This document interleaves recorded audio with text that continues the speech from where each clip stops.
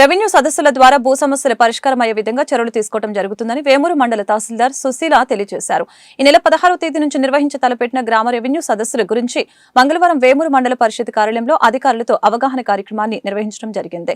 Revenue అధికారులు, survey, దేవాదాయ శాఖ పలు అధికారులు ఈ రెవెన్యూ సదస్సులో తప్పనిసరిగా పాల్గొనాలని అన్నారు. ఈ సందర్భంగా నీటి తీరువ బకాయిల గురించి పలు సూచనలను అందజేయడం జరిగింది.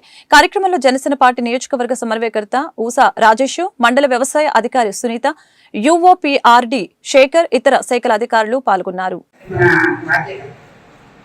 స్వాతంత్రం వచ్చి 75 సంవత్సరాలు గడుస్తున్న సందర్భంగా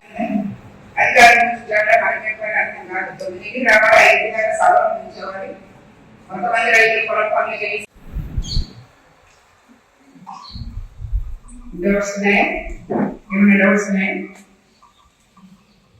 అనుకుంటున్నాను. ఇది మన మన రెస్పాన్సిబిలిటీ. ఈరోజు ఇంత ఫ్రీగా మనం ఉండగలుగుతున్నాము అంటే మన స్వాతంత్రం వల్లే. ఆ రోజు పోరాటం చేసి ఆ పోరాటం పశువులు కాసిన కొందరు నేతల వల్లే మనం ఈరోజు ఇంత ఫ్రీగా ఉంటున్నాం. కొన్ని కంట్రీస్ లో ఇంత ఫ్రీడమ్ లేదు, మన మాత్రమే ఉంది. మనము హర్ఘర్ తిరంగా అన్నప్పుడు ఆగస్టు 15 అప్పుడు ఒక వారం రోజులు కూడా చేసుకోలేకపోతే ఎందుకు? అవునా?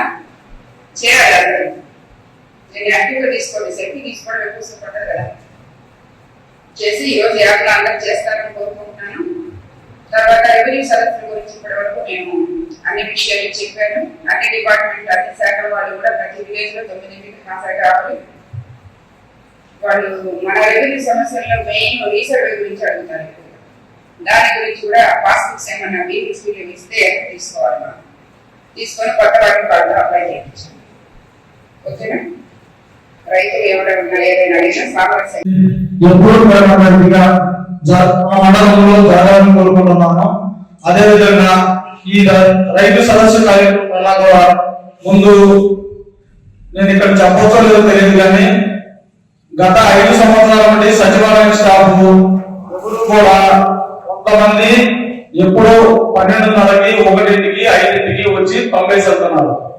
అన్ని గ్రామాల్లో కూడా మాది చావలి గ్రామం, మేజర్ పంచాయతీ. ఏదైనా సమస్య వచ్చి ఎవరైనా రైతులు వచ్చినా కానీ 12:30కి, 1:30కి, 1ంటికి కూడా వస్తున్నారు. అదేమంటే లేట్ అవుతుంది, ఏదో లేట్గా సమాధానం చెప్పడం అది జరుగుతుంది. ఇంకా ఈ గవర్నమెంట్ వచ్చినాక, ఎన్డీఏ గవర్నమెంట్ వచ్చినాక అటువంటి ఏమి జరగవు, జరగనీయం కూడా.